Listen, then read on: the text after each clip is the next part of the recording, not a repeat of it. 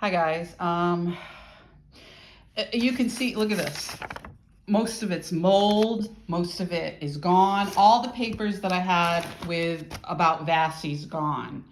So it's very difficult to keep keep accounting of this. National Grid was supposed to drop this $1,000 charge amongst other things, but of course they didn't.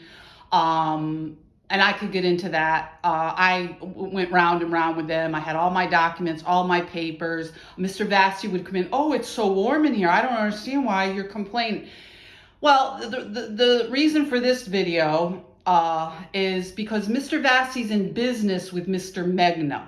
So, of course, we can't have a video here without police involved, okay? Mr. Megna's son is a police officer that when they went up and they arrested me and threw me on the street and accused me of being the domestic abuser. Wouldn't have let me back into the house. Turns out it was a violation, but the lawyer told me, well, you better plead because you're going to have a long drawn out fight with the police department. I was scared to death. I'm like, why would I have a long drawn out fight with the police department? Well, to make a long story short, here we are 7 years later. Mr. Megna was involved with Mr. Vassie over there on Green Street. The abuse was horrible, not only for my dog, but for myself. This Holly Theron and her family. So you see, it's a very small town and everybody knows everybody. But I didn't realize that because I had went on with my life.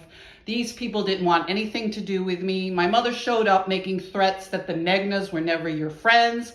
Well, my God, I found out they're police officers. You really don't want to be on the bad side of police officers, right? I had no clue. My anonymity wasn't protected. I was thrown on the street. All this was put into play before I even said a word. I had never even said a word about these people. I hadn't seen them since I was kids.